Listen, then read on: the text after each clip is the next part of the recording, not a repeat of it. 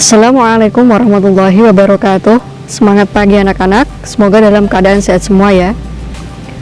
Pada kesempatan kali ini kita akan melanjutkan materi yang selanjutnya, yaitu tentang malaikat ya. Beberapa minggu yang lalu kalian sudah belajar ya tentang siapakah itu malaikat, siapa saja nama-nama malaikat, dan juga apa saja tugas-tugas dari para malaikat. Nah, sebelum kita akan melanjutkan pelajaran, Bu Novi ingin menyampaikan terima kasih kepada anak-anak yang sudah mengirimkan tugas. Nah, bagi yang belum, masih Bu Novi tunggu ya.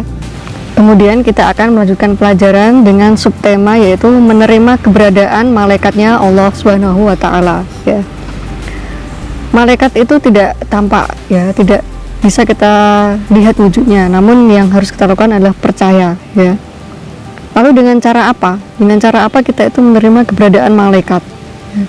Yang pertama adalah memiliki keyakinan bahwa malaikat itu senantiasa mengawasi kita ya. Setiap hari, setiap apa yang kita perbuat itu pasti akan diawasi ya, dan dicatat. Kemudian adalah dengan meyakini bahwa malaikat itu ada ya, dengan meyakini bahwa malaikat itu ada di sekitar kita, itu membuat kita itu mengingat akan kematian ya. Kalian sudah hafal kan, tugas dari malaikat Israel itu adalah mencabut nyawa. Nah, dengan meyakini bahwa malaikat itu ada, maka dengan sendirinya setiap hari kita itu akan mengingat kematian ya. Sehingga ketika kita itu mengingat kematian, otomatis kita akan berusaha untuk menjadi pribadi yang lebih baik setiap harinya. Yang ketiga adalah dengan cara berbuat atau beramal yang bisa menyebabkan malaikat itu mendoakan kita ya. Jadi ada beberapa golongan manusia yang didoakan oleh para malaikat. Sebetulnya itu ada banyak sekali ya. Namun di sini Bu Novi akan menjelaskan 7 golongan ya. 7 golongan orang yang didoakan malaikat. Yang pertama adalah orang yang tidur dalam keadaan suci ya, baik itu ketika mau tidur siang atau mau tidur malam, itu alangkah baiknya jika berwudu terlebih dahulu ya.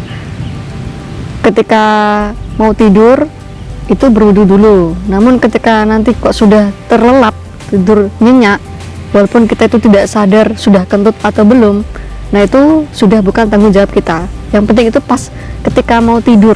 Nah, yang kedua adalah orang yang menunggu waktu datangnya sholat. Maksudnya seperti apa? Contohnya seperti ini ya, ada orang mandi sore jam 5 gitu kan, antara jam 5 ke maghrib itu kan sekitar 1 jaman ya, hampir sekitar 1 jam. Nah, ketika orang ini habis mandi, kemudian dia itu berniat untuk menunggu waktu datangnya maghrib, dia itu wudhu terlebih dahulu. Nah, selama hampir 1 jam itu malaikat akan mendoakan orang tersebut ya, karena dia itu sudah menunggu waktu datangnya sholat dalam keadaan suci, seperti itu. Yang ketiga adalah orang yang sholat berjamaah di saf paling depan ya, atau di baris terdepan. Nah, orang-orang yang sholatnya safnya paling depan inilah adalah golongan manusia yang didoakan oleh para malaikat.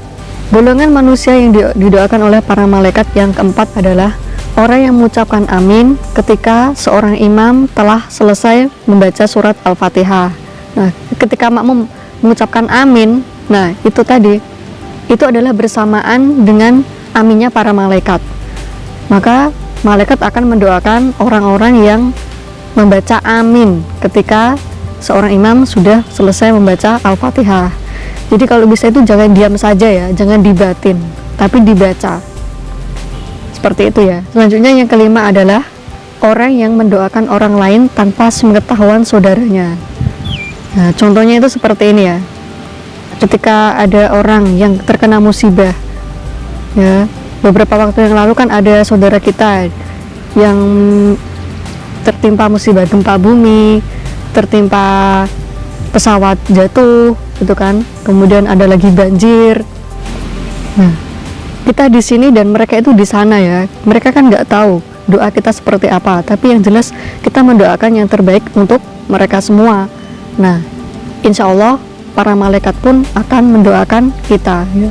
Doa yang kita ucapkan itu pasti akan kembali kepada diri kita sendiri. Maka berdoalah untuk orang lain hanya dengan doa-doa yang baik.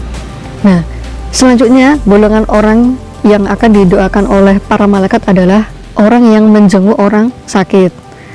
Ya, ketika kita punya keluarga, saudara, ya kerabat, teman, tetangga, ketika mereka itu kok sedang sakit, maka alangkah baiknya jika kita itu menjenguknya, ya. Karena apa? Karena ketika kita itu melangkahkan kaki untuk menjenguk saudara kita yang sedang sakit, maka para malaikat pun akan ikut mendoakan kita, ya. Seperti itu. Golongan orang yang akan didoakan oleh para malaikat yang ketujuh adalah orang yang mengajarkan kebaikan kepada orang lain. Ya, contohnya orang tua yang mengajarkan pelajaran kepada anaknya, seorang guru yang mengajarkan pelajaran kepada muridnya, ya, walaupun hanya satu ayat, walaupun itu hanya sepele, tapi kalau itu bisa bermanfaat bagi orang lain, maka insya Allah itu akan menjadikan para malaikat itu mendoakan kita. Nah, itu tadi adalah beberapa 7 golongan manusia yang akan didoakan oleh para malaikat. Demikianlah sedikit materi yang bisa Bu Novi sampaikan. Ada kurang lebihnya Bu Novi mohon maaf yang sebesar-besarnya, ya. Kalaupun masih ada yang kurang jelas bisa ditanyakan ke Bu Novi. Sebelum Bu Novi akhiri, marilah kita mengucapkan hamdalah bersama. Alhamdulillahirabbil alamin. Semoga apa yang kita pelajari hari ini dapat bermanfaat bagi kita semua. Assalamualaikum warahmatullahi wabarakatuh.